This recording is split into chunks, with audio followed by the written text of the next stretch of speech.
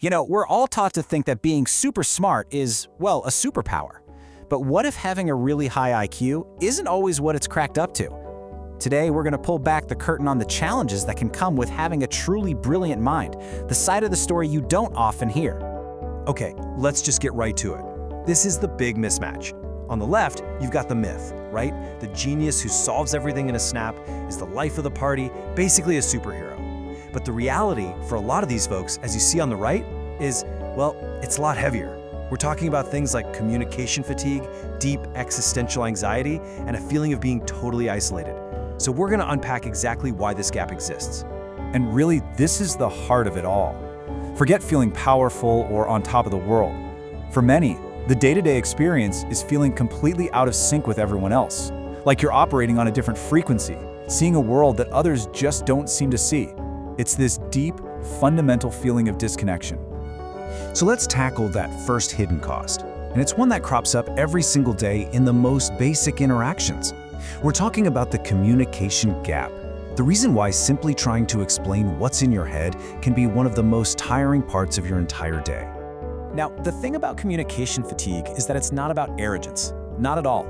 It's the genuine mental toll it takes to constantly have to translate your own thoughts. Imagine your brain has to run every single idea through this complex filter before you can say it out loud, just so it lands right. It is absolutely draining. And here's what that actually feels like in the real world. Think about it. You're in a meeting, and you already see the solution, maybe 5 steps ahead of everyone else. But to get them there, you have to constantly downshift your thinking, carefully laying out each and every piece of a puzzle that's already finished in your mind.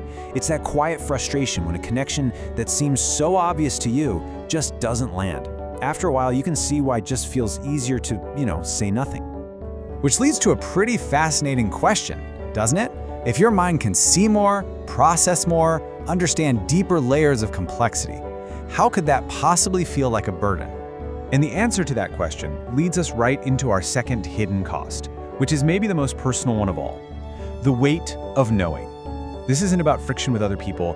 This is about the internal weight that comes from seeing the world in such overwhelming, high-definition detail. For a mind that's just wired to deconstruct systems and find patterns, huge questions like what's the point of all this aren't just a passing thought. They can become the central operating system.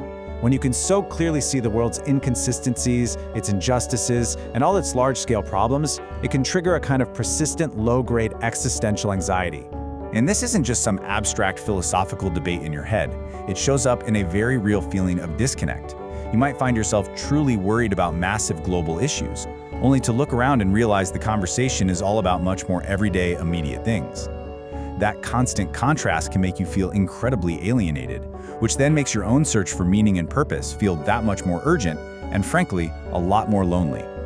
So, if communication can be exhausting, and your own mind is this whirlwind of complex thoughts, you'd hope you could at least find someone to connect with, right? Well, that brings us to the third major challenge, the incredibly difficult search for a true intellectual peer. This quote it hits the nail on the head.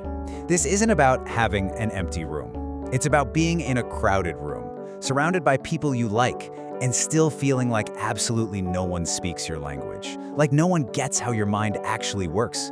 That is a way, way deeper kind of loneliness.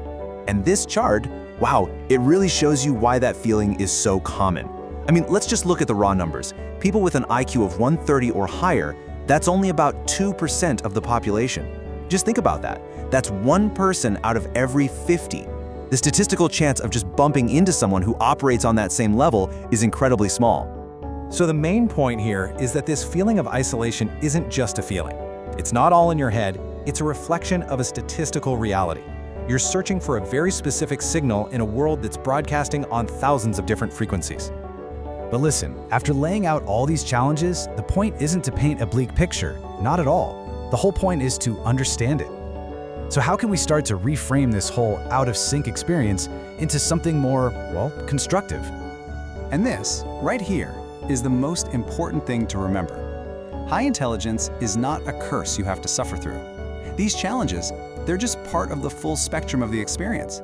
And simply understanding that they are a real, valid part of your reality is the absolute first step toward managing them and appreciating the complete picture of how your mind works.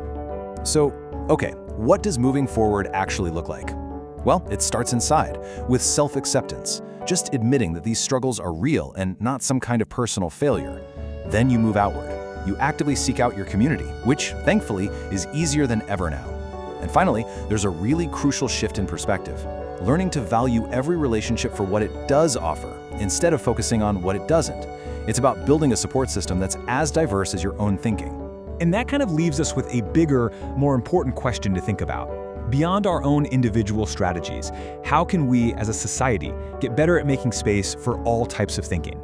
How do we build a world where every mind, no matter what frequency it's on, can feel valued and truly understood?